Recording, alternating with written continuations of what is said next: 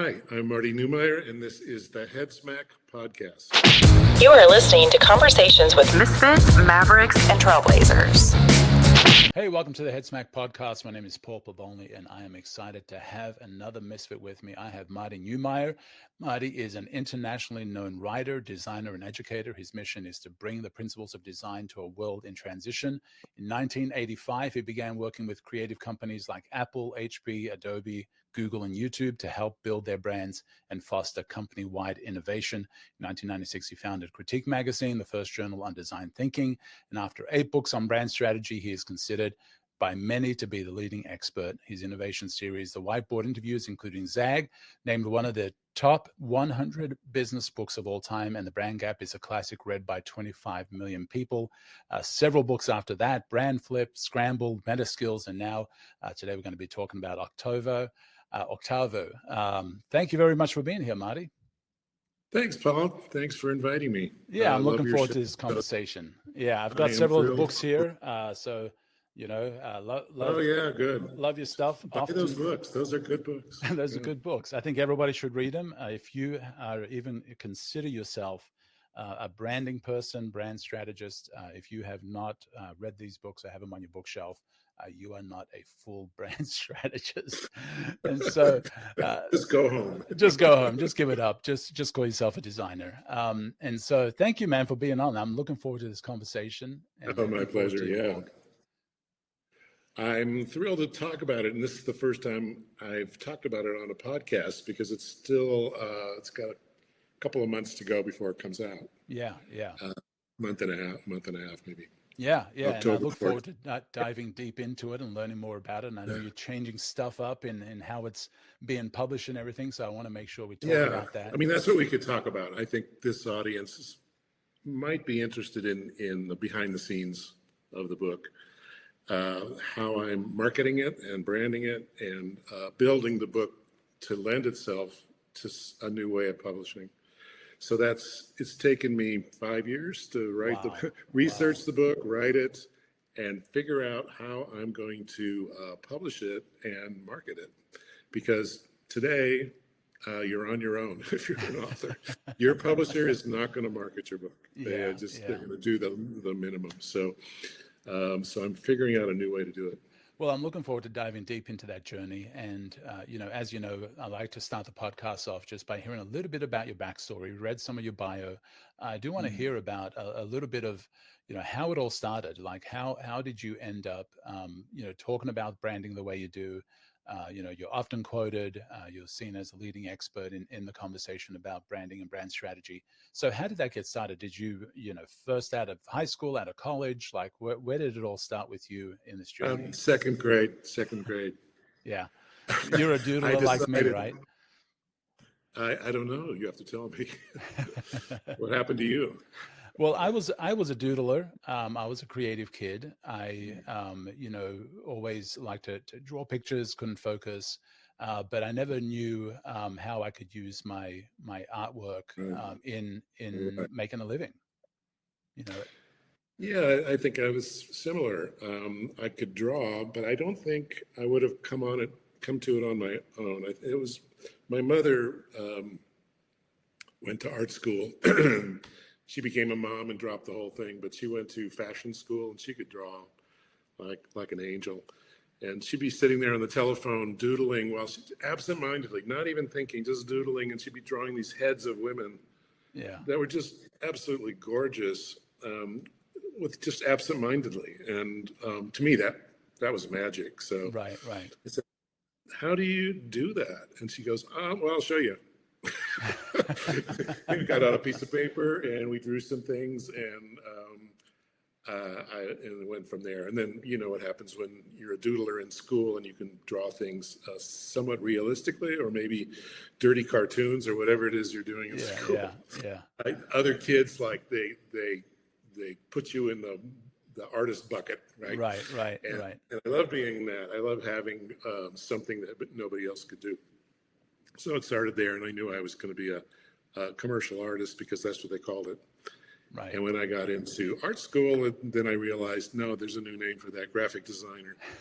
And so, but I never faltered from that course, except for a brief stint in music that I thought I might want to.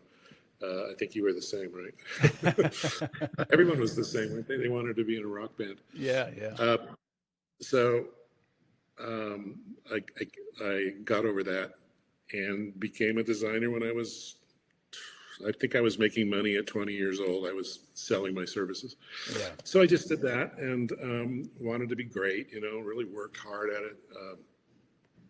I also learned how to write because I realized pretty early that if you're a graphic designer and you don't have any control over the words, yeah, your work is not totally in your control.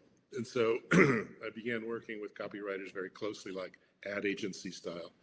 But then it got too frustrating, and I just thought, I'll just do it myself, and I learned how to do it. Wow. So I started writing, headlines, and then body copy, and then long ads after a while, and then eventually profiles for communication arts, and I learned how to write longer and longer and longer until, while doing all my other design stuff, studio stuff, I became a publisher, a magazine publisher about design with Critique Magazine.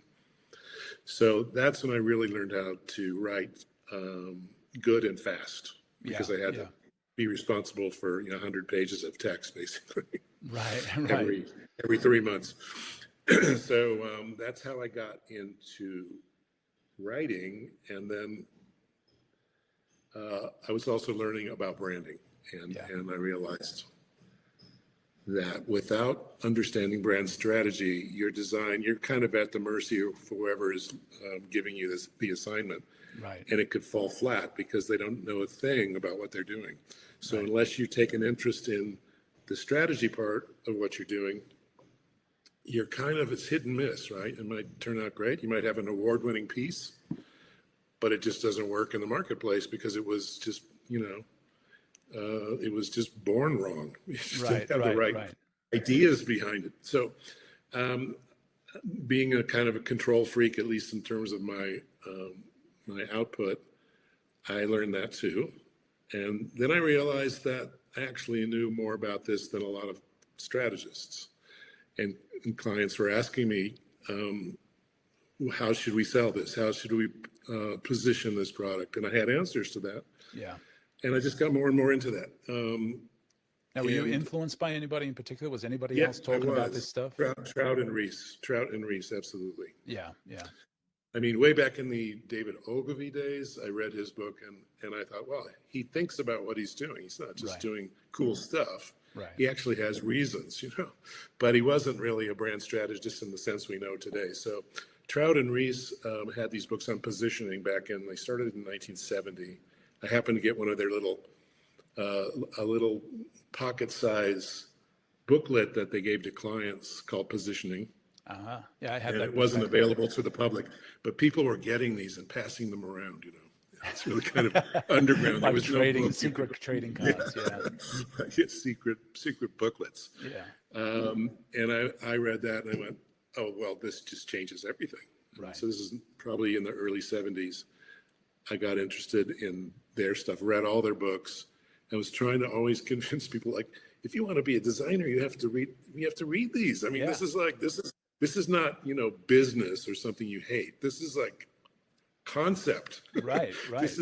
This determines the concept of your work. If you don't have a business reason behind what you're doing, it's just it might be nice, might win a gold medal or something, but so what? You and can't it might base impress that. other designers, and that ends up happening a lot of times. Well, if you just want to do that, it's easier. Just don't pay attention to business or positioning or branding or anything, and you can do that if you have the skills. And I did a lot of that in the beginning. I mean, I built my career on winning a lot of awards, but it just wasn't enough. It's like I want more control. I want to make sure that the work I'm pouring my heart into lands, that it does something in the world. And so then I had to learn it. And that just gave me entry into a higher level of client. I was talking with CEOs at that point, and certainly marketing managers, not the people that just give out the little jobs. but I had a seat at the table. And then I started to think, well, no, every designer should aspire to this, and they just need some help figuring out how to get there. I had people I knew who were designers and got there, and one of them said, I said, I don't know how you learned all this stuff. I mean, it's brilliant. I wouldn't even know where to start at a high-level meeting in a company to say the kinds of things that you're saying. He goes, yeah, it'll take you about 18 months. Wow. So I went at it hammer and tong. It took me 3 years to get to that level, but and so then I started to share that with other designers because I thought this is something that everybody will want to do, and it turned out, yeah, they would. You know, not everybody, but a lot of designers wanted to go up to the next level where they had more control over their work and could get higher fees. And well, and it's still surprising that many designers still don't even think about it like that. And really, I would say that design without strategy is art, you know, and that not even good art. It's not even good art. No matter how beautiful it is not art, you know. Right. And so it's just bad design. You've got to have a strategy. You've got to have a purpose for it. And so, you know, I'm surprised that there are, and even some agencies. Sadly, I've even seen agencies that design to satisfy other agencies or to impress other agencies, to get the awards, to get the addies. Or they just the addies. Yeah, don't enter those folks. Those aren't real awards, okay? The addies are like you pay enough and you get some awards. It's all a volume thing. So the good awards, I don't know what they are now, but when I was doing that, it was Communication Arts, D&AD in London. It was a New York Art Directors Club and AIGA. Yeah. And those were very difficult to get into and difficult to win a medal or something like that. But if you're not trying to work at that level, I don't know why you would bother entering these competitions. They cost money. Why would you do that? It's only if you aspire to that, you know, this highest level, cutting edge, and you want to be known for that, and you see some value in that, other than just ego. Yeah. But that's how I got clients. You know, they didn't know what the awards meant, but they saw them on the wall. And so they thought, maybe it's okay to hire him. I don't know. Yeah. So how was your definition? Like, you have a very clear definition of branding, or what branding is. Has that changed through the years? Has marketing, branding, design, culture influenced how you define it, or is the definition still the same as from when you originally? I think you could follow that definition back to Aristotle. It's so basic. And so the definition is, for those who haven't heard it, is a brand is a person's gut feeling about an organization or a product or a service, right? So it's a gut feeling because people actually don't buy things logically, even though they apply logic to their, you know, they defend their choices with logic. Logic plays a small part. It's more intuitive. And so you have to understand that as a communicator, that you're not speaking to logic. There can be logic. There probably should be logic in it because people need to feel logical and they need something to hold on to. Right. But they actually make their decisions based on gut feeling or who else is using this company or this product. You know, they have a tribal need to do what people like them are doing. Right. And you have to realize you're not just advertising or communicating with one person, it's that person and their whole tribe. Yeah. And so the rule is actually one brand per tribe. If you try to have a brand that reaches several tribes, you may be, you know, in conflict. They may be in conflict with each other. So don't try to be everything to everybody. Just try to find your group and grow that group and make sure that you're number one in that category. Right. Ideally number one. And one of the rules is, if you can't be number one, think about maybe starting a slightly different category where you can be number one. So as a designer helping clients do that, you need to know what they're thinking, whether they have those kinds of ideas about what they're doing. Because if they have no idea, if they just think, well, we'll just do the best we can, then that's not a strategy. It's not Right, like, right. well, we'll do what those guys did over there because, man, they're killing it, right? So Yeah, it's just yeah, gotta be yeah. that isn't going to work either because Me Too brands it's just too much work. Talk about to that make for a those moment, because that seems to happen a lot, where somebody sees somebody else's success, and instead of it being inspiration, it's imitation. They think that if I do the same things the same way, I'll get the same success.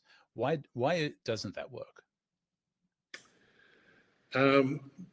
Because it's old hat. There's no surprise left. If you're doing what everybody else does, then what does the customer have to do? They have to think, okay, now I have a choice. I have to think about these choices, and they'll either try to figure out which one is best in their minds, or they'll just avoid the decision at all and just go with what they always buy or what their friends are buying, and that's it, because they don't want to spend a lot of time making those decisions. And so brands are a shortcut for purchase decisions, right? Yeah. It's like, I don't want to think about what soap I'm buying. I just buy the same one every time. Yeah. Or if I want to change to a different soap, okay, then I'll make a big deal out of it and I'll compare them and I'll smell them all before I decide which one. Right. But I'll still be influenced by what I think other people are buying. And I might even I just might go, I don't care about soap, so what's the cheapest one? It might be that. Yeah. But you don't want to be that soap company where No. you have to be the lowest price to get Right. a customer. I mean, that's the opposite of branding. Yeah. So branding is about getting the most number of people to buy the most things at the highest price. So there's enough profit to move on and do the cycle again and create more products, because you need a good enough profit margin to go forward with new products. You can't just be, super thin margins and expect that to get you very far, unless that is your whole concept. So, Right. If you're Walmart, everything they do is about margins, and all the way down to how stuff gets shipped and the supply lines, and they put all the work on the shoulders of the manufacturers to do all their work for them. I mean, they cut corners every way they can, Right. which makes them not a great company to play with, to work with. But at the same time, for customers, they're getting a lower price. But there can only be one company that has the lowest price. Right. And then everybody else has to use brand. Right. Well, and one thing that you said is that, about people not buying what they need, they buy what they want, and what they want is dictated how well the brand positions itself, right? It is, yeah. It's well, it really comes down to something subtler than that, which is it helping them? How well is it helping them become who they want to be? And that takes in psychology and a lot of other things that most designers like to think about. But this is our world, where we think about what kind of person would buy this, what would cause them to buy that, how would they would they feel good enough about it to recommend it to their friends? Yeah. And what can we do to help that happen? How do we find that audience? All that stuff's very subtle stuff, and it's really, these are brand questions more than marketing questions, Right. in my mind. Brand is very linked to customer strategy. It's business strategy and customer strategy, whereas marketing is more in the trenches, tactical. It's very complicated. Takes a lot of skill to pull off a complex marketing program. Branding is a little more akin to business strategy. It's more like, where do we want to play? How do we compete with all these other people? What do we do if one of our competitors attacks us? What's our fallback position? If we get copied, what do we do? How can we avoid not getting copied? What does it take to do that? Right. And so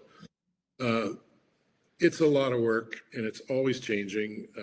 And so that's why I think marketing directors are really not going to do a very good job if they think they can do brand strategy and direct marketing of a corporation at the same time. Right. It's like they're both full-time jobs. And, Yeah. and and they're very closely linked, so they work together well. So which comes But first? you take. Pardon me. Which one starts? Which comes first? Oh, I think branding comes before everything. I think it comes before your business idea. Well, that's chicken and egg, really. But if you don't have an idea of who your customer is for the thing you want to do, you probably already know what you want to sell, at least generally. But if you don't have a way to connect that with an audience that isn't already taken by some other company, you're not going to get very far. You're just going to end up like lowering the price so you can compete with somebody who's already there and has everybody locked up. The people are funny. They just brand categories. We have brand categories in our heads, and like they're little boxes or file cabinets. And once we decide what brand goes in that little box, it's really hard for us to take the thing out of that box and put in a new one. We just don't want to do it. Right. Like, no, I have that settled. I do not want to think about that anymore. Right. I already know what I'm going to buy. Yeah. So it's a valuable space to own, and you can't see it. It's hard to even know what's in there. It's in a black box in somebody's head. So this is where the subtlety of branding comes in, and it's really about locking people in that way to something that is so core to them that they wouldn't think of changing. Right. I mean, some people are always changing because they don't know themselves and they're just trying out everything. But the customers that matter are the lifelong customers, and they don't change their minds very easily. So if that box is already filled with somebody else's brand, how do you get in there? And there are ways. Yeah. Yeah. But it's you have to be very bold to be able to do that. You have to be twice as good, twice as different, those sorts of things. So super fascinating, sort of philosophical kind of work. Very different from marketing, which is just fast moving, very complicated. It's definitely left brain. Not everyone can do it well. Right. Right. There's so many moving parts. I mean, my hat's off to people that can do that. Yeah. But I don't see too many people that are able to cross over just because the work itself, the work of marketing, because I've been around it my whole life, it's just so demanding. And every day is something happening that it's hard to just quiet your mind and think about something bigger related to the whole direction of the company. Right. And how you're going to direct that within a company. Like, how do you get people on board for something that maybe they didn't know they needed to do? So those kinds of things it takes a special kind of person to do either job. Right. And I think a lot of people that are brand people try and be marketing people, but they don't have the skills. They don't realize that it takes a lot more than what they think. And there's a lot of marketing people that think they are branding people and they don't need a branding person, that they are doing everything that branding is, and they totally miss the mark, and I think they hurt themselves. Well, this is funny because, psychologists say that it's sort of a left brain, right brain thing. And I think marketing seems left brained. It's very complex. It takes a lot of discipline. It takes logic. You have to get things done. Branding is more right brain. But the thing about the left and the right brain that psychologists know is that the left brain is a bully. The left brain thinks it can do everything. Right? And so, of course, it's going to say, I can do branding too. That's easy. I could do that in 15 minutes a day. Yeah. Right. Yeah. And brand people go, oh, yeah, maybe he can. Because brand people are not bullies. They're just, they're kind of more open-minded about stuff like that. And they're terrible at marketing. So we need to appreciate each other is what we need to do. And companies that have everything working, they're going on 12 cylinders, have those relationships down. I mean, that's why they're winning. Yeah. But no, we shouldn't say that one person can do both, except maybe in a small company where you actually have a person that can do both of those things, and that happens. Yeah. I've seen people in some of our master classes who can very easily go from one to another. Most of those people are already designers who run their own business, and they have to market their business. Right. So that's why they were able to get their arms around it. It's not a huge amount of work, right? Right. Well, and there's less at stake. there's less at stake, so they can There's less at dabble. stake, and probably you can fail and nobody's going to care except for you. So it's not like pressure is driving you to behave in a certain way. Right. You can take the risks you want to take. Yeah, I love what you said about people putting a brand in a box and trying to categorize it. I love your definition of branding. I kind of developed my own just because I'm stubborn that way. But my definition of brand and branding, a brand is what people think and feel about what you say and do. And branding is everything you say and do. That's the way I talk about it. Okay, yeah, I think it's the opposite. So I think the brand lives with the customer. The customer creates the brand. Company does branding. In other words, they create the raw materials to create the brand, but it's out of their control at that point. The customer is going to decide. The customer decides everything about their lives. And so they may take your materials, meaning your messaging, your design stuff, your advertising, your behaviors, your products, and create something out of it that aligns with what you want them to do. But it's not easy, right? So you really have to work at that all the time. Right. But that's branding. And then the brand is the results, which is how people regard you. So if you think about it more as a reputation, for me, that works because now I know what the job is. It's to change people's minds. Yeah.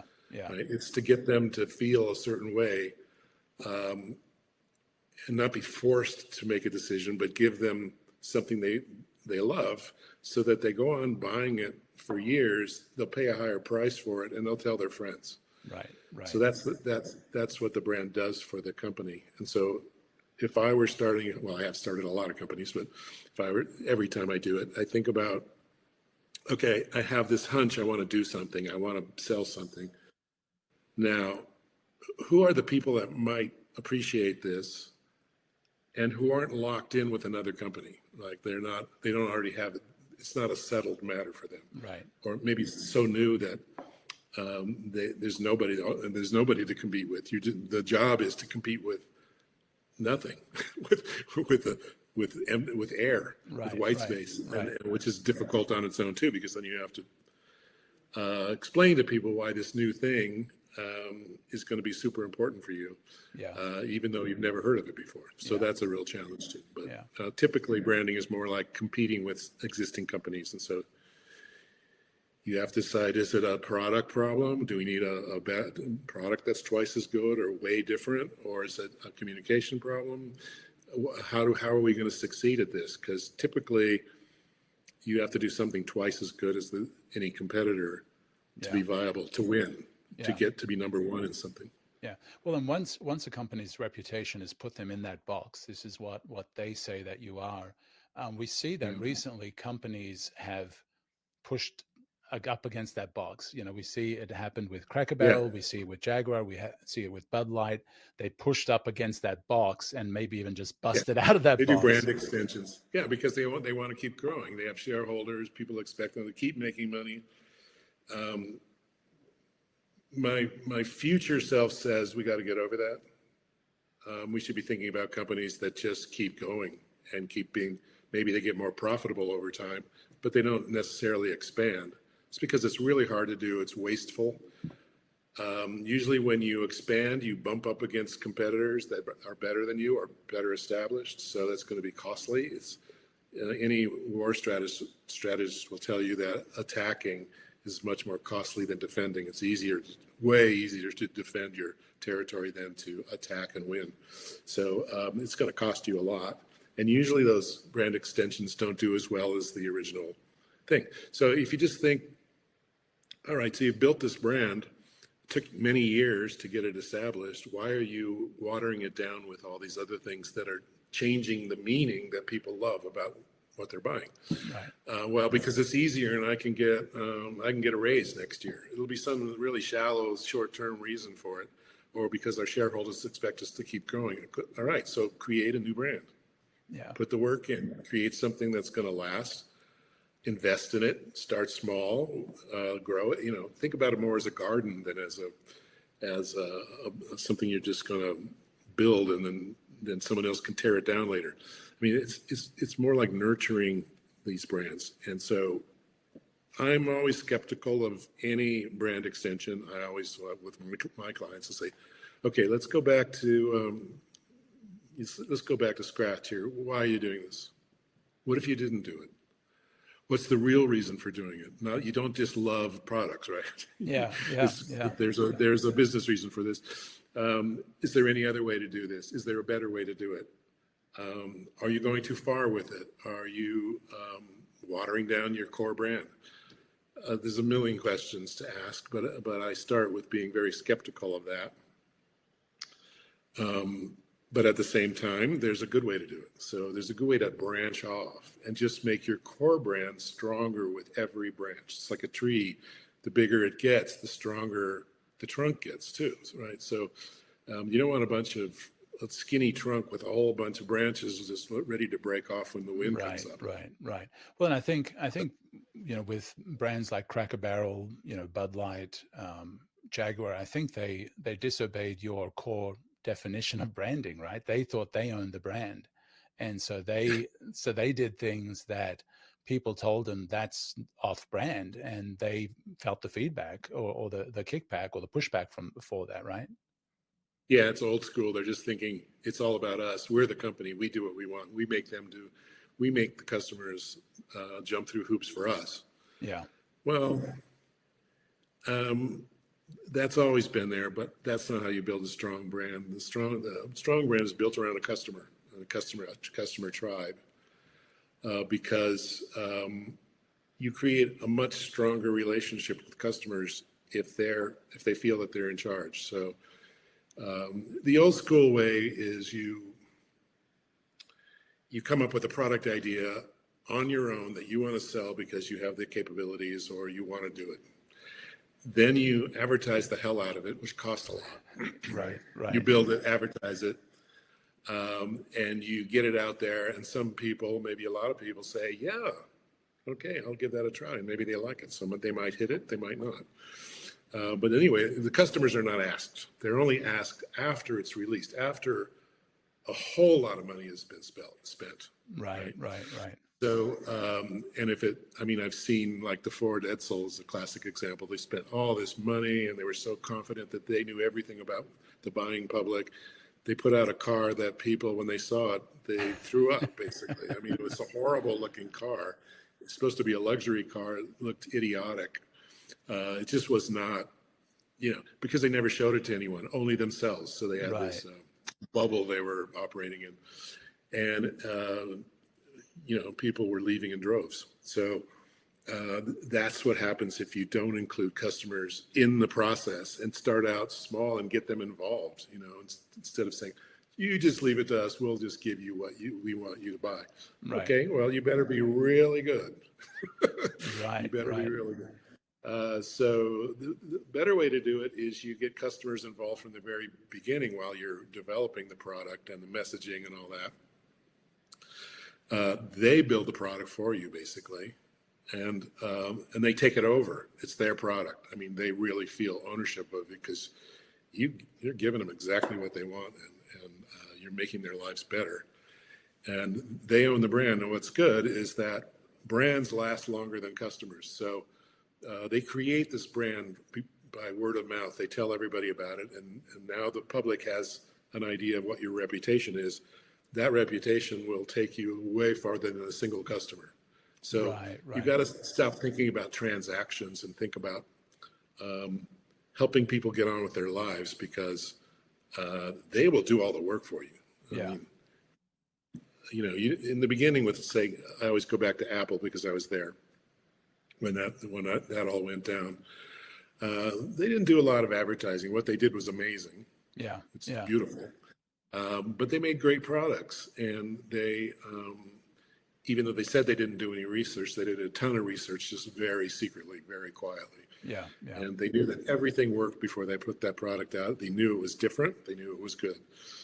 They went out with it, and just like clockwork, people started buying it and talking about it, and they became so bought into it that you could offer them the exact same product for half the price with a different name on it, and they would say no. Right. Right. I don't trust it. Yeah. Yeah. That's pretty powerful. Branding is about building trust. Yeah. And so here we are entering an era where AI is going to ruin a lot of trust. It's already doing it big time. So, and then if people get a sense that all the ads they're seeing are created by machines, according to their, they're just basically Algorithms. A/B testing everything, behind the scenes, and just using the customer psychology against them. They're just not going to trust the company. There's no people, Right. I want to know who did that ad. Who's that person? I always thought whenever you see a great ad campaign in the Wall Street Journal, they talk about the ad campaign, but they never say who did the ad. Only the company is if the company's actually designing that campaign. Yeah. Yeah. No, there's an ad agency there, and there's some brilliant people in there. So let's give some credit. Right. And now we're going even further where it's not even a person. So I'm very worried about what's going to happen to advertising. Well, and I think, and almost everything else having to do with public communication. yeah. Well, I think the idea of zigging where everybody's zagging is so prime for now, because people are getting weary of AI generated content. I found out somebody that I follow, who's a marketing person. They said they proudly boasted, yeah, all my emails that I send out are all AI generated, and I unsubscribe. Ooh. I unsubscribe. I'm like, I don't care if, I don't need AI generated stuff. You have no idea what kind of stuff is in store for us. I mean, because I'm reading about it a lot, and also I think about it in a scenario plan. If I was someone who was just wanted the money, pure and simple, short term, and I had AI at my disposal, how would I do it? And I would come up with some pretty ugly stuff that would actually work at the cost of flooding the world with a bunch of crap. Yeah. A bunch of boring stuff that's not real, and also destroying a lot of trust and social trust. I could do it, and I know what to expect, and it's already starting to happen. Like another author was saying how they put out a book, and they had some success before. It's a nonfiction book. They put out a book, and as soon as their book came out, I would say within 2 weeks, there were other books with almost the same covers, using that author's name as from the mind of, or something like that, and putting it on. So if you go to Amazon and you see the book by the original author, who didn't ever use any AI, it's all from his personal experience and great writing skills. You have these other books that look like it, use his name, use some of the keywords from it, maybe almost the same title. It's not the something, it's the something handbook. Wow. Wow. Yeah. As if it was by that guy. And they'll sell 50 copies or something. But it was free, almost free to do. It took them 15 minutes to rip off something, out of AI and get it onto Amazon. And so if they do enough of those and just flood the zone with fake crap, it'll steal some more from that author, but it also confuse the hell out of customers, and they'll end up buying the wrong one and just going, I hate this author. Right. And so, ruining the author's good reputation too. But that's just I'm paying attention to that because I'm doing a book right now. Yeah. And I've been predicting AI written books, and up until maybe a month ago, no one believed me. None of the publishers thought it was possible. Yeah. Well, and that's they know how much work it is. Yeah.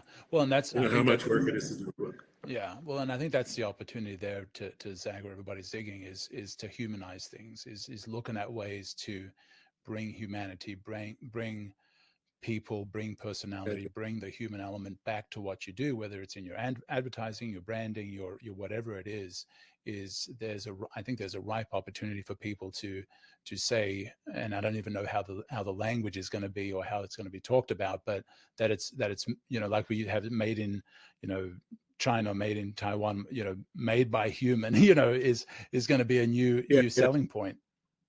Yeah, I think human made or human intelligence made with human intelligence and I also think I predict that one of the biggest, maybe not the most well known, but one of the most solid products that will come out, I don't think it's there yet, is an AI detector or a copycat detector, Yeah. sort of like a virus detector or something like that. We used to have those. So, but I think it may be just like a feature that's on everybody's site to say, is this human-made or artificial? And I think it'll be like the Good Housekeeping seal of approval, if anybody can remember that. Right. So you talked about book yeah. publishing, and so I do want to talk Yeah. about your new book, Octavo.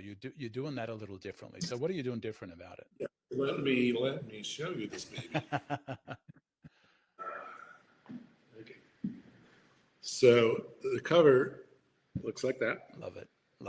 I don't know if you notice what's missing. Title and author. Yeah. Everything's missing. Actually, the title is an abbreviation for the title. So everything is on the spine. Yeah. Why?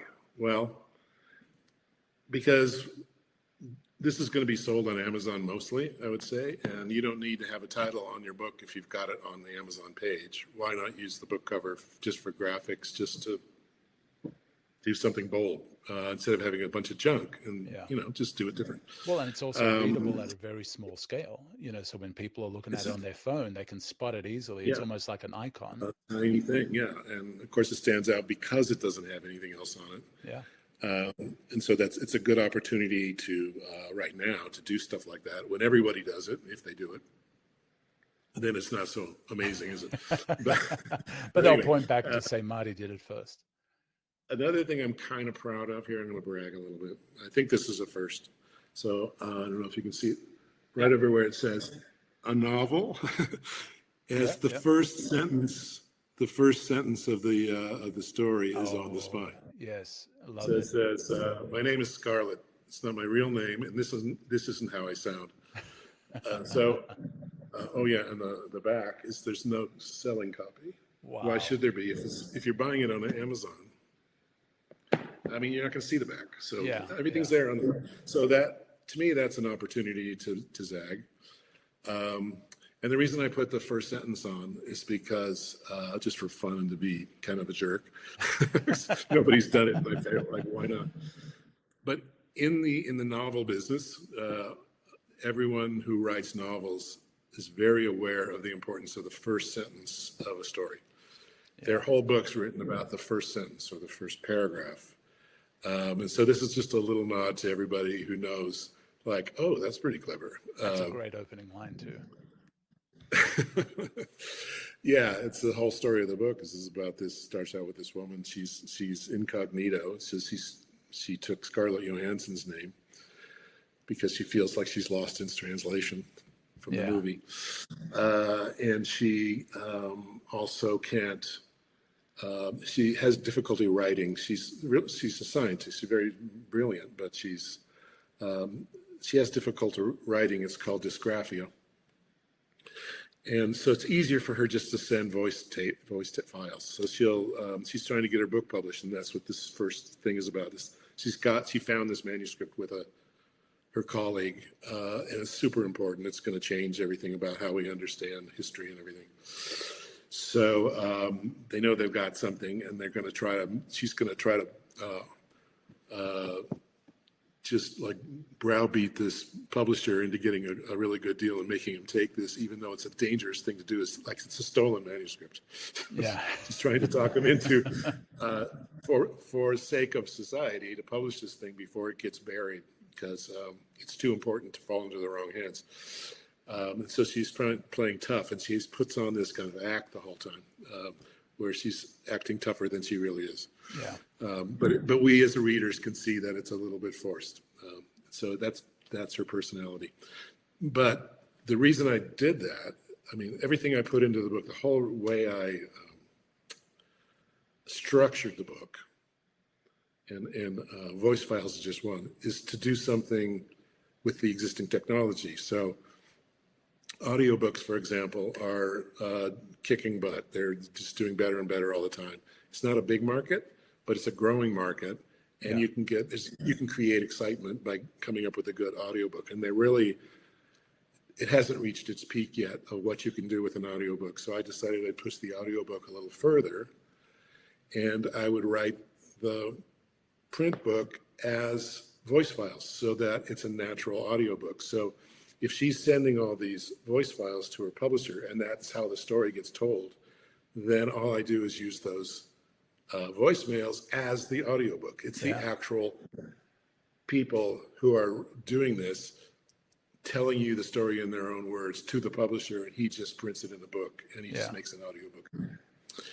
So I think that's a first. And the other thing is that allows for a full cast audio that's acted and not narrated. Yeah, yeah. So most audiobooks are narrated, right? Somebody reads a book and then it says he said and she said, and you're narrating that. Right. Well, there's none of that here because it's just the person talking and you hear the sound effects in the background. And there's a little bit of narration from the publisher back to the two women he just sends her brief emails. So those have to be narrated, but their voice, their correspondence with him is all voice files. Yeah, yeah. So that made for a very interesting audiobook, but also a very interesting print book that I probably would never have thought of that unless I went off and did something really strange like that. Right. It's So incredible how creativity happens that way. Is something just you force yourself to do something wrong. Yeah. Right. Yeah. It forces you to do, and you try to make it right. You try to make it good. And so there's no model for this, not really. And so I had to figure out on the fly, how is this going to be interesting? Someone just talking. Well, they have to be interesting people. They have to have a lot to say. There has to be some content, and it can't be just people just talking like normal people. They have to be brilliant in some way. Yeah. Things have to happen in the story that gets your interest and make you worry about these characters, all the usual stuff. And then this requires special typography to be able to pull this off in a book, and that I love typography. And then the whole story is about typography too. So there's meta thing happening. It takes place, the core story takes place in the Renaissance when book publishing was just starting. The Gutenberg press started a revolution, and the Gutenberg press was the beginning of technology. There's no mass production before books. Right. Everything was done by hand. Yeah. This is the first mass production. So that started the Industrial Revolution, essentially. Wow. So we go back to then to see what they were dealing with.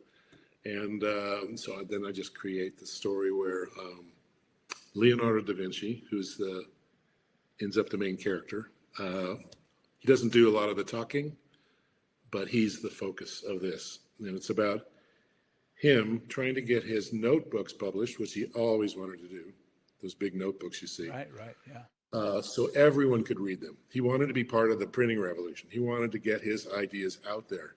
Problem was he kept putting off the work. And finally, his young assistant, who's 15, says, we just need to do this. Why don't we go just talk to the printer? So they go to the Aldine Press, the greatest printer of the Renaissance in Venice. They go there on horseback. When they get there, there's a murder. A murder has happened just that morning, just before they walk in. There's a crowd of people trying to stick their head through the door of the print shop in Venice. And they go in there and their eyes adjust, and there's a man crucified to the printing press. With big spikes through his hands.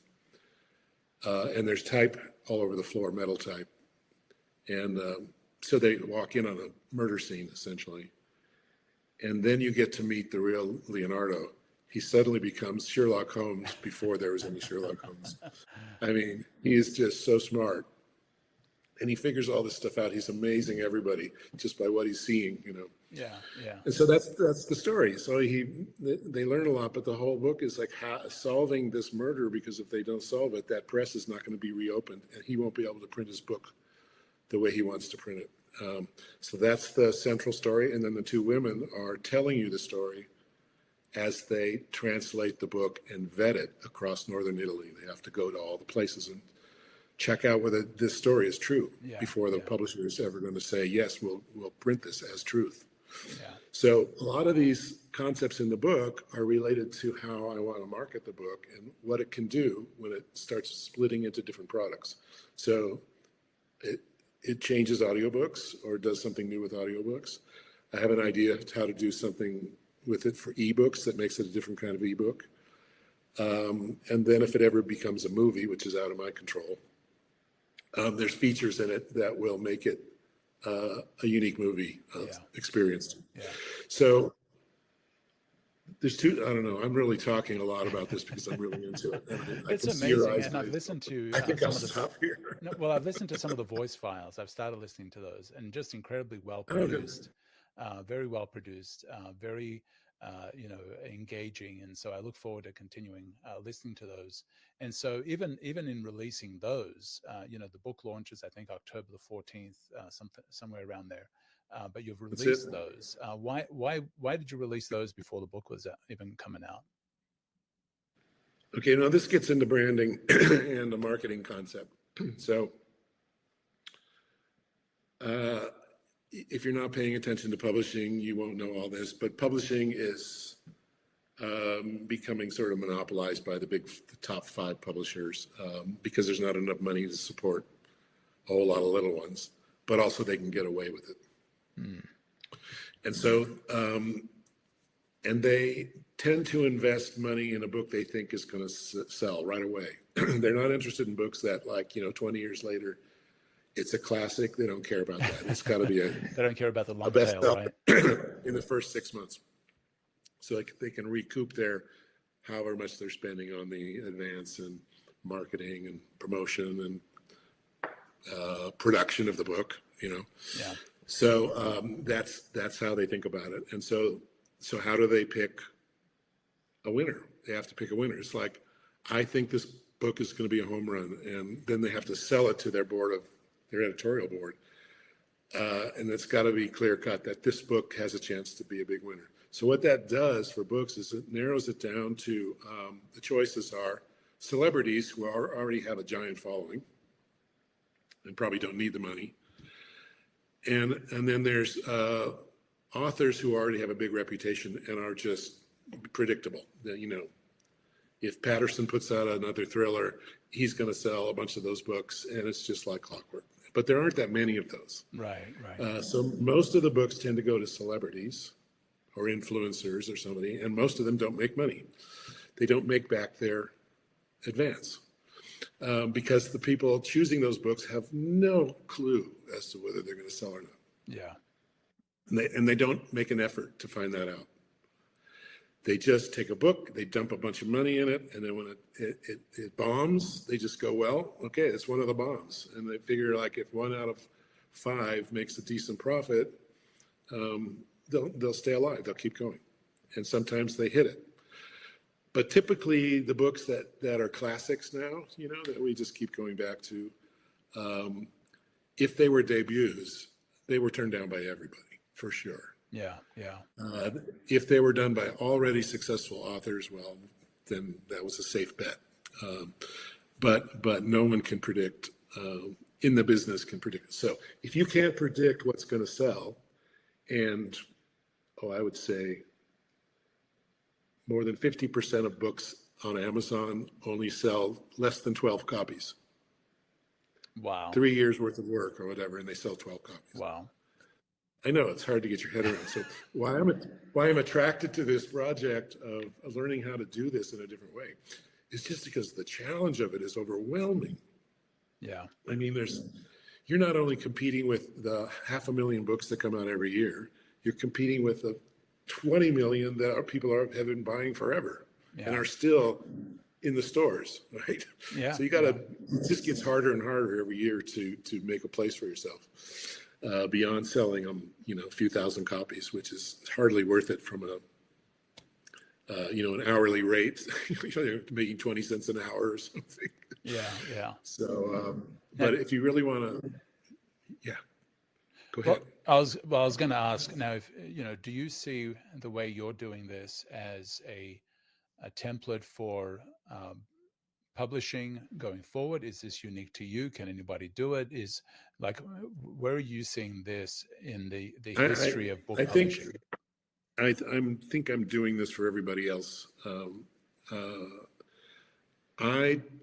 At this point in my life, I don't have enough time to devote to indie publishing my own books because it's a lot of work. Yeah.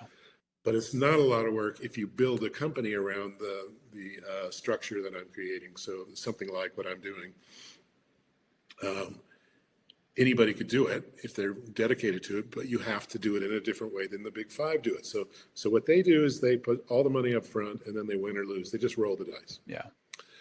I think a better way is to use the Silicon Valley venture capitalist method, where you do it the other way around. You start small, you get a viable, product, something that might work, and you build it up from nothing into something that has an audience, and you follow that audience. And eventually you might get to a point where you produce a book like this. I don't know if you can see this, it's got decal edges and stuff. I mean, it's a book like this would be very special in a bookstore, and I wouldn't just come out with this first and go, oh, people will love the feeling of the book and they'll buy it. Right. It doesn't work that way. Right.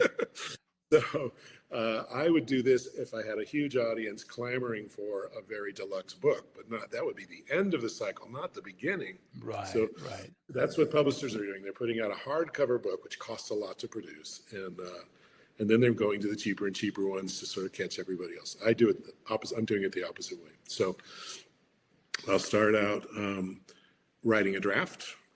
When I get it to a readable form, I'll send it out to 50 or 100 people that I think are in the audience, and I'll get feedback from them.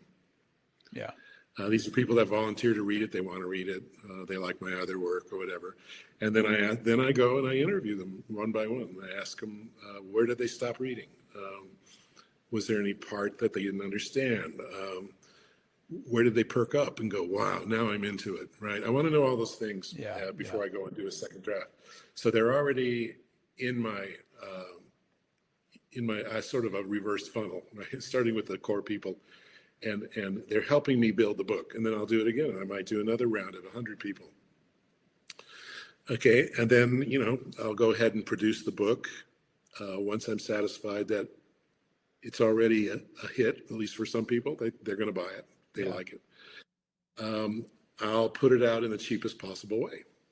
I'll test it like that. So on October 14th, a print-on-demand soft cover, a print-on-demand hardcover, which means there's no inventory.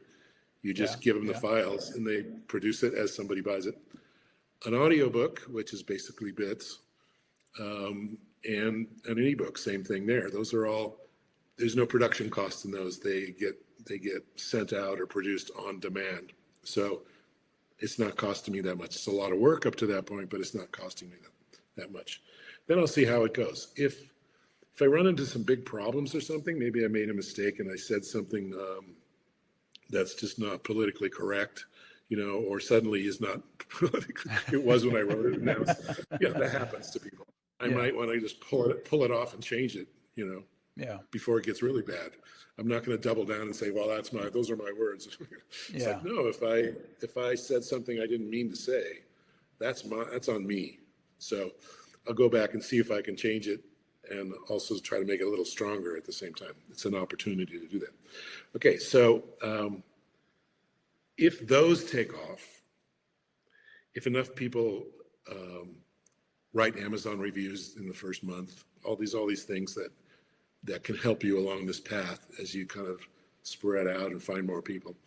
If I start getting a lot of podcasts like this, if the book starts selling and the New York Times picks it up, that hasn't happened really.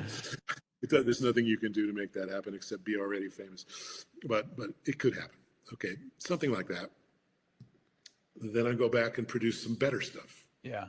And put that out there, right? It just goes up and up. And then at that point, someone may be interested in taking it on as a movie project, right? They go, that book is really doing some business. I think I'd like to make a movie out of that. So that's something I would love to be involved in, but that's a huge project. Yeah. It could go there. And really that is the whole idea of writing a novel for me, would be to get it from a paperback to a movie. Right. And the chances are very slim. I mean, 1 in 5,000 or something if you're good at it. Yeah, but you've thought about it, and so who would you see as a director for it? So here's a case where I'm using my brand experience to build a book and the distribution structure together, and the product itself. I'm not just telling a story that I want to tell. It's a story that I think other people want to hear about, and they want to hear about it in different forms. And I've got ideas for those different forms so that however it gets to people, there's something new and fresh about it. And that in turn forces me to write in a way that's not comfortable, right? Now I have to think about how can I be true to myself, write a good book that's not pandering, right? It's going to stretch people, the audience, in a way that can do all these other things. So the way I would approach it is, if I were writing and indie publishing it, I would always have those two things work together. I would have the book and the publishing model work as a whole, right? Right. Because I have control over that and I know how to do it. Yeah. Now, having said all that, that doesn't mean it's going to even work. It may be just like a lot of books where maybe I know I'll get some buzz in the beginning because I've got all the things in place, but that doesn't mean it's going to last. It doesn't mean it's going to catch. Yeah. There's just too many unknowns involved. If something happened in the news, another book could come along and with Leonardo da Vinci, and take everybody's attention, and then they go, "What? Another book about Leonardo?" All those things can happen, and so I look at it as the best lottery ticket I can buy. Yeah. And so that's what I'm doing, and I'm sharing all this as I go on my Substack. So Substack's there to start gathering an audience. You can read it for free. It's the episodes are almost complete. I've been serializing it, and they end in 2 weeks. So anybody out there who wants to read it for free can binge the whole thing until October 14th. Then it's coming off of the free side, and it's going on the paid side of my Substack, and it'll be there for probably forever. So if you want to subscribe to the other stuff I'm writing about, you'll get the book for free. So it's all part of sort of this complex web of brand elements. And I won't bore you with all the other stuff, but it's been kind of a really fun puzzle to put together. Well, it's been amazing. I'm enjoying it. Yeah, well, it's been amazing to hear that process too, because it's almost like you're very much doing a traditional analog version of what the digital marketing does with things going viral and the algorithm. First it shows it to a few people. If few people like it, then it shows it to more people. And so you're just kind of doing the analog version of that, which is the old school way, just by hand. Which I like to do. I like it. One thing I'm not crazy about with technology these days and how it's doing everything for you is that it's removing relationships between people. And I think I was just being boiled like a frog for all these years and going along with it because I moved to Silicon Valley to be part of that back in 1985. But now I think it's gone too far. Let's just say that. And I think it's pulling people apart from each other. They're substituting machines and software for human relationships. And the results have not been good. And so, and I've really seen that moving from the U.S. to Mexico, where I live now, in a nice small town. And it's a completely different world here. Everyone talks to each other. They're very kind to each other. They're thoughtful. They pay attention. They're friendly. Even when you drive on the street, people will always look for ways to let you go first. Any excuse, they'll stop. It's just the pace of life. It's like a human network. Okay, so people need each other and they do things for each other. And we used to do that too when I was a kid. Right. Pretty quickly, probably with TV and everything else, we started to get more tuned into software and non-human things.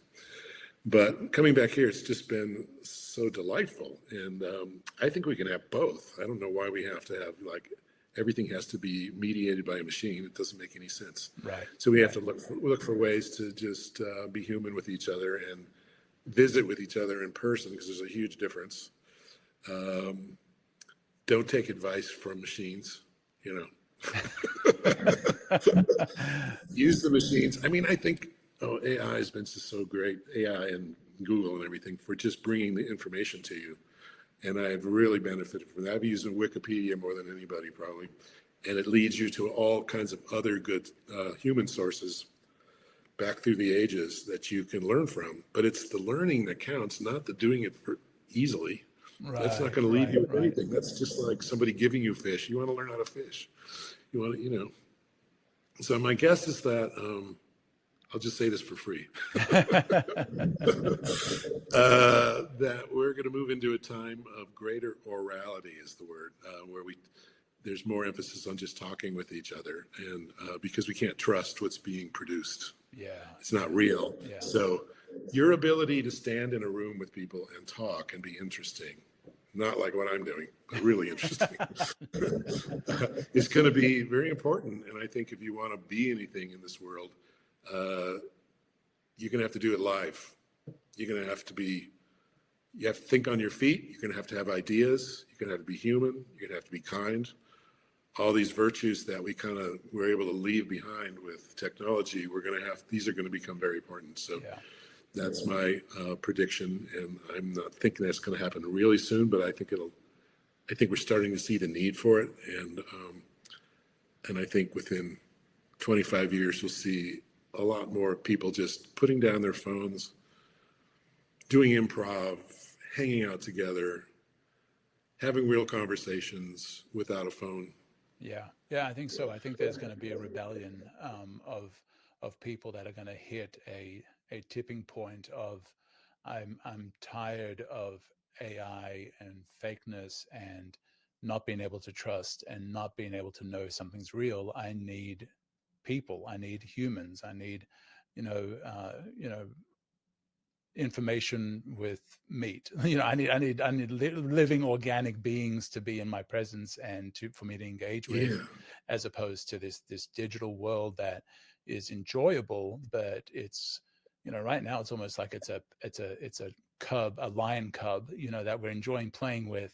And that lion's going to grow up and then we're going to be like, oh, eat wow, us. It bites and it can hurt us. Well, I mean, AI is amazing. I think it would be thrilling to be in on that work. I think that's where some of the real creativity is happening now. The people who are using that for their own creativity, I don't think are getting the best out of it. I think it creates a dependence.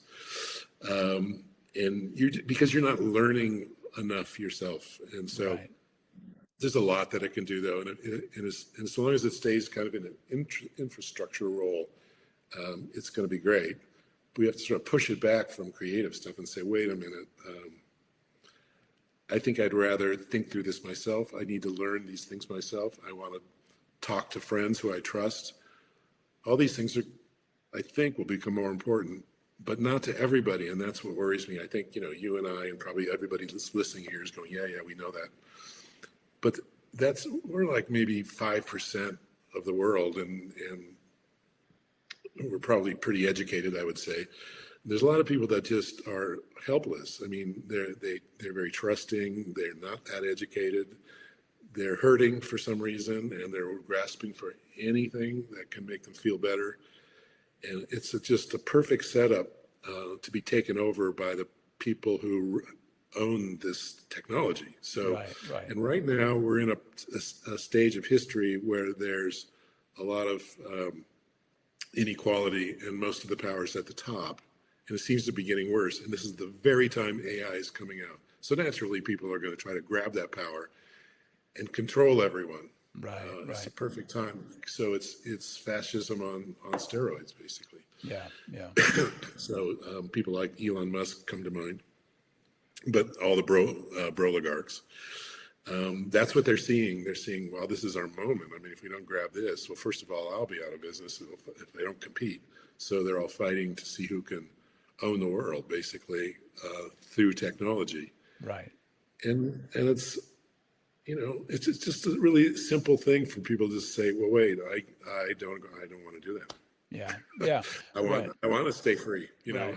I don't want to be a tech slave. Sorry. Right. Well, and I think there are people who just go with the flow. I mean, there's really healthy food out there. There's really healthy choices they can make, but there are some people that they like fast food and they're not going to change anything, even though they know it's destroying their bodies. And so I think even with technology and things like that, there are people that are just going to go with the flow, not really care, just take whatever comes, and then they're going to Sure. wake up one moment and be, I'm sick. I'm not I'm healthy. sick. Yeah. I think AI will make us sick, and it's already showing that it has that potential. And it's probably, not as bad as it seems, because everything in the news always makes it seem bigger than it is. Right, right. But I do think it's a slippery slope. And so we have to, put the brakes on. It's like we're really good with the accelerator right now, but we're not so good with the brakes. Right, right. And I think we've been trained to think everything in technology is going to be amazing, because we went through a period back in the 80s where no one trusted technology. They didn't know what a personal computer was. Right, right. Apple made it safe to like them, personal computers and phones and stuff. And a lot of people missed out on that revolution because they just didn't like technology, the idea of it or anything. So they stayed away. A lot of investors, same thing. I don't understand it. I'm not going to put my money into that. And then they lost out. And now it's like they've seen all these people get fabulously rich, and everybody wants to be the first to use the new thing, trusting that it's going to be as helpful and positive as the original personal computer and things like that. And I don't think it is. So this is just all about power and money. And it's fascinating to me to watch this happen. And I'm just sitting on the front porch in my rocker at this stage, just going, that's something. Well, and I'm sure a lot of that stuff is influenced even in your book and what you're doing with the book. And so. Well, yes. Thank you for bringing it back there. I mean, I decided to write about this because I think we're going through a revolution that's similar to the Renaissance. That big of a change. The Renaissance was not a polite era. It wasn't all pretty and, beautiful paintings and sculptures. Right, and there was war. People were at each other's throats. Your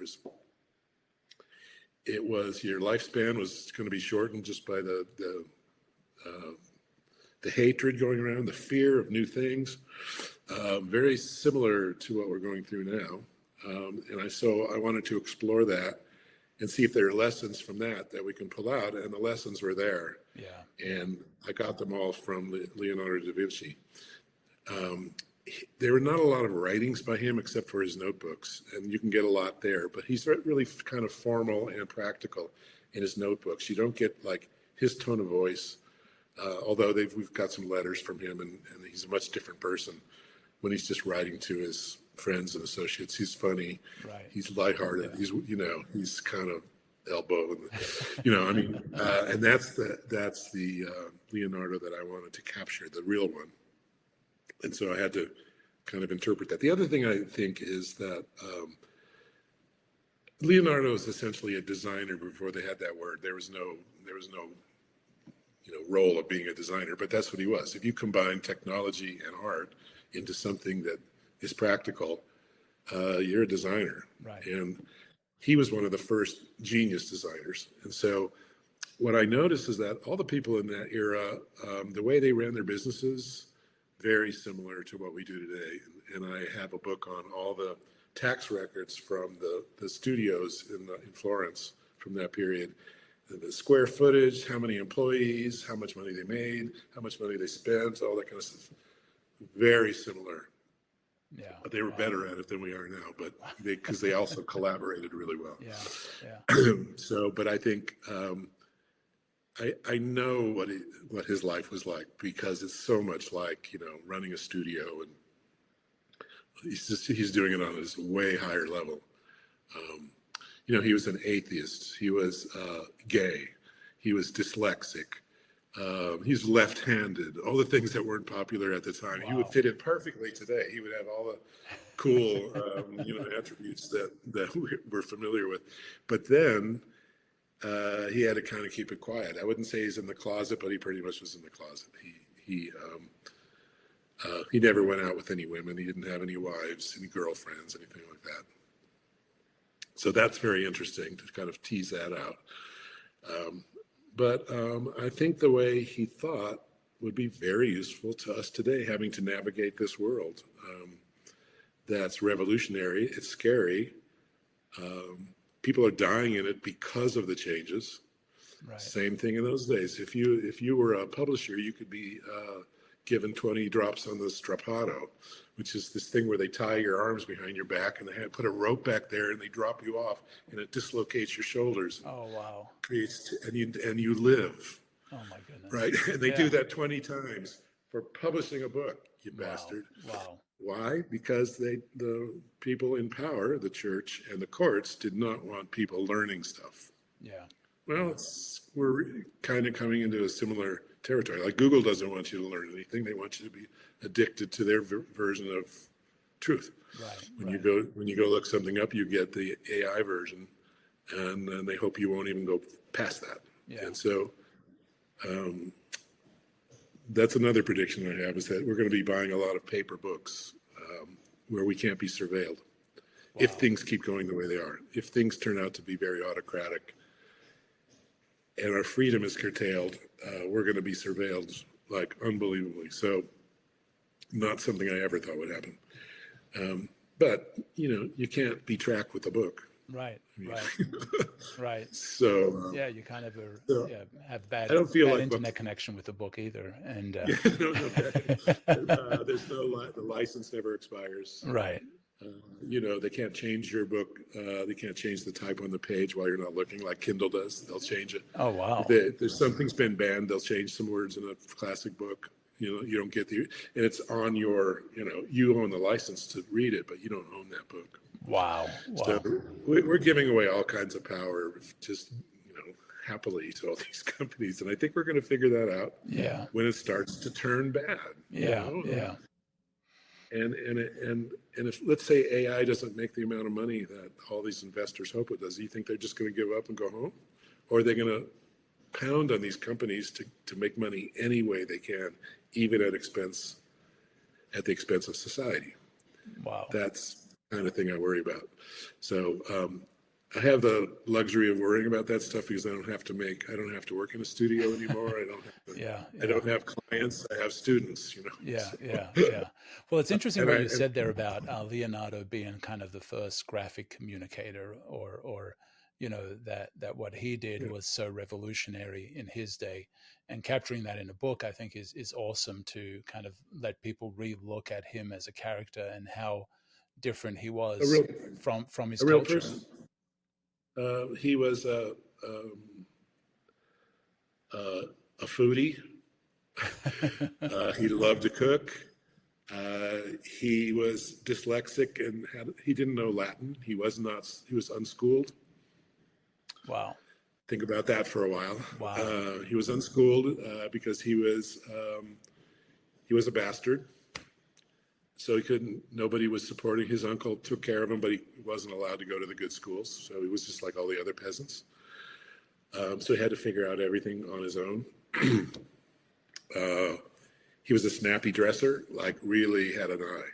Yeah. For fabrics, colors, everything. When he walked down the street, there was nobody like him. Wow. Commanded attention. He was charming. He played music. He wrote songs.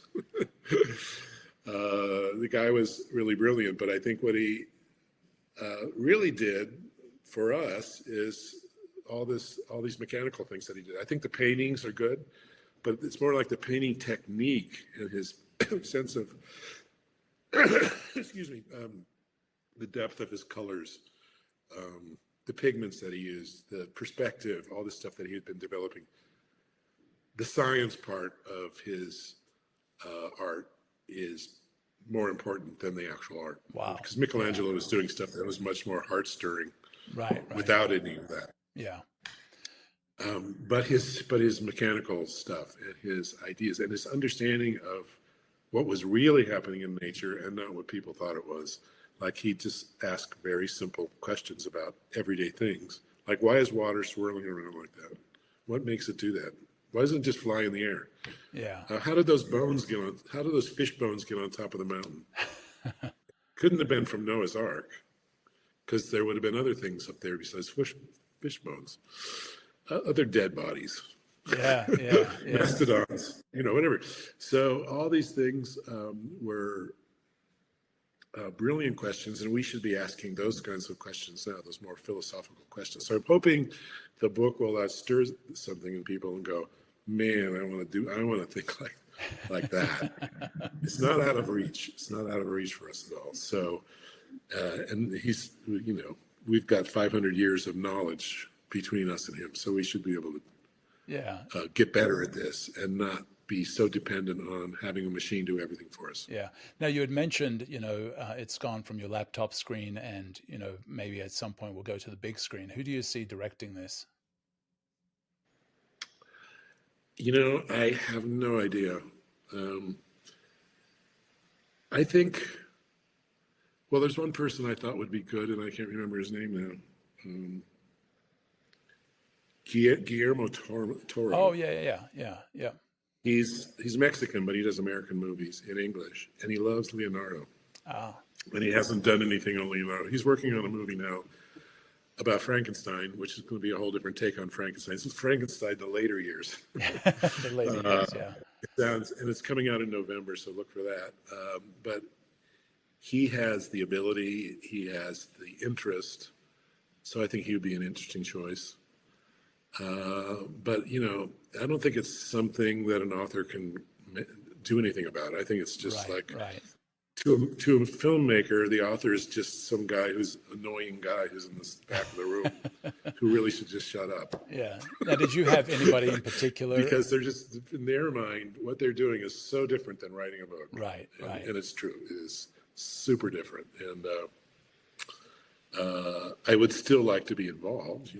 But it's just a different world. And I love that world.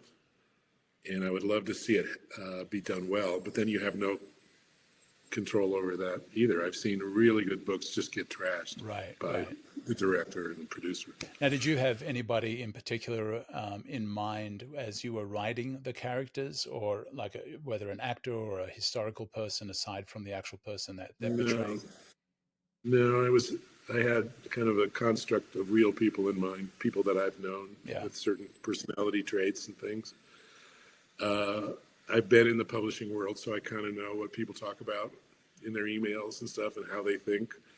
So that part I get. I've worked in a studio for a long time, and I know what you think about when you're in a studio and you have to get work out on deadline. Right. So I have a lot of, just experience with a lot of people in it. So they're kind of a mixture. I think for me, the hard part was, speaking in a voice that sounds like the Renaissance was a lot of work to figure that out. Yeah. And I had to do a lot of research and just copying things longhand from examples that I read just to get the feel of it and go really slow with it. Okay, that's how they put a sentence together. That's how they would think about it. And I'm pretty happy with it. Yeah. I think it's a combination of the way they really talked then and a more modern way, so that we're not totally lost. Yeah. So that, then I had to also write in the British voice. So all the Britishisms had to be there, the vocabulary and structure and all that kind of stuff. And I've spent a lot of time in England, so I'm okay with it, and the person who did the voice is British, and she thought it sounded completely normal to her. So, so those were challenges, and then of course the history itself took a lot of research. I have 6 pages of events that happened during the late 1500s, late 1400s, early 1500s, having to do with my character, so I can get the exact time and place that everything happened. Where were they on this date? Who did they know? What might have happened? And then I'm going to create something that no one can refute because they don't have any information. They say, well, he could have been in Florence. Yeah, that could.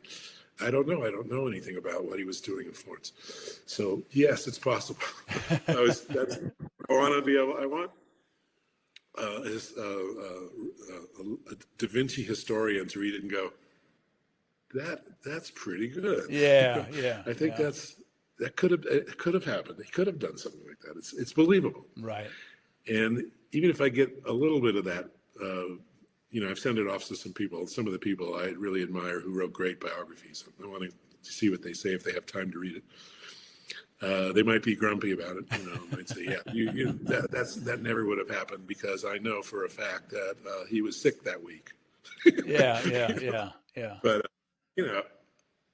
I'm not a historian. I don't want to be one. So I just wanted to be as truthful as I could. And anybody who studied that period, I want them to go, oh, yeah, I remember that. The Borgias. Yeah, and I remember that other thing that Cesare did. Yeah, Right. that fits in with what you're saying here.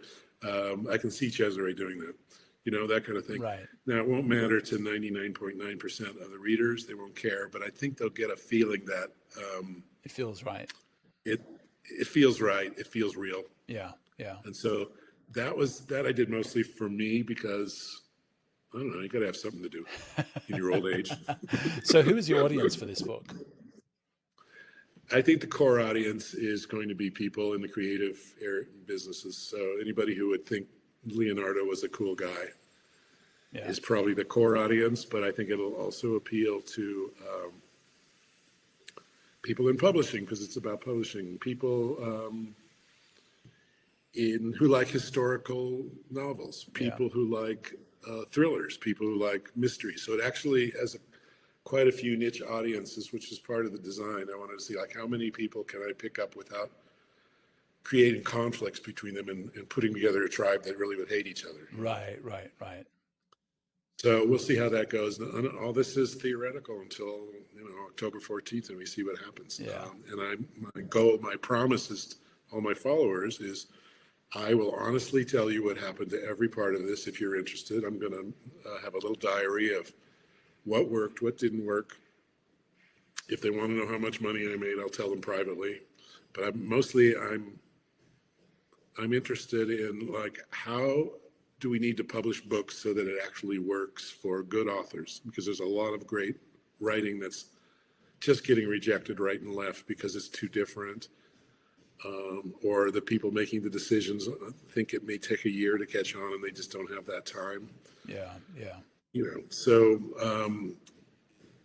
and if it does work, let's say it works 60%, it's pretty good. If 60% of it works, I think that's a model for smaller publishers to get into the business without a lot of money and start producing great books. And that's what I think we're kind of missing, those great books that we used to have in the 50s and 60s and even 70s that would challenge you, and they would be scandalous in a way because of what they were trying to say and what they were saying about the world. Right. Those are all pretty gone. They're much gone now because no one will publish them. They don't want to wait. Yeah. Nobody's going to publish 1984 or anything like that. Right. But that's my milieu. I want to publish those kind of books like 1984 or books about society and change and things like that, where it's not just a story for entertainment. You can, it'll change your view of the world or give you a wider view than you had before. So it's worth the time. It takes 11 hours to read the book. So Yeah. I want people to get 11 hours of, learning from it or something from it, not just entertainment, but entertainment too. Yeah. Well, I've got a long trip coming up, so I look forward to checking out. So we'll see how I do. You're talking big there, Neumeier. Yeah, I've got a long trip coming up, see. so I look forward to listening to those audio, voice Oh, audio good. things. Well, okay, I have a reader. Well, man, this has been amazing. What a great conversation. So much great stuff to take note of, to get inspired by. One of the things that I like to ask as we wrap up is, what's a head smack or a question that you wish I had asked you? Well, the show's called Head Smack, so I was thinking about that, and I think just related. I've had many, of course, but I would just talk another hour about those. So let's not do that. But related to this, the Head Smack was realizing that even though I had a publisher for this, a traditional publisher, that has an amazing idea, which I stole a lot of ideas from, but I'm doing it a different way. Their idea was to take a book from a paperback all the way to a movie and have all of that under their control. So they have the movie studios built. They have all the technology to do amazing things at each step of that journey, from writing a book to getting an audience to having that audience watch a movie. So I stuck with them for probably 3 years while I was working on the book, and they just never materialized. They just weren't ready. No, we've got more issues, or we need more money. It's just, Right. And I couldn't wait anymore. And then all that time I was thinking, well, how would I do it if I didn't have all these facilities at my disposal? And I thought, you know what? I'm actually not the kind of person that a publisher would want to work with. I like to design my own books. I want total control over them. I want to do the covers. Yeah. What? Can't do the covers. All of that stuff. And I'm just a big pain to them. They're looking for people they can just plug into their system one after another. Right. And I want to do new things. So that was my head smack. I'm not, and I never was. I wasn't cut out to be part of someone else's machinery. Yeah. That's why I learned at a pretty good age that I didn't really want to work in an advertising agency anymore, or a design firm. I needed to do my own thing my way. And it was hard, but you learn a lot. And I wouldn't go back and say, gee, I wish I'd done it some other way. I probably would have just been more confident the whole time. I would, and looking back, I said that for me, that's right. Yeah. So, but if you're like that in the publishing world, where do you go? And so I hope I'm going to develop part of the answer for that is you indie publish it in reverse. You do it the Silicon Valley way and not the old publishing way. And then you have a chance to have your work be seen, even at a minor level, on its way to become great. And you learn a lot on the way because you're getting feedback the whole time you're writing. Your writing's getting better the whole time. Right. Well, Marty, this has been amazing. If people want to get a hold of you, they can go to martyneumeier.substack.com and they can listen to the Scarlet Files there. They can check those out. And if they're interested in branding, they can definitely look at your masterclasses on levelc.org. And I encourage them to check both of those out. Definitely get the books. It'll change you as a designer, as a creative, even as a marketer, as any kind of a business leader, to have some of these books in your library and reference them often. It'll take you to the next level. Thank you very much, Marty. This has been wonderful. Thank you so much, Paul. Really good to talk to you. Take care. And everybody else. You are listening to Conversations with Misfits, Mavericks, and Trailblazers.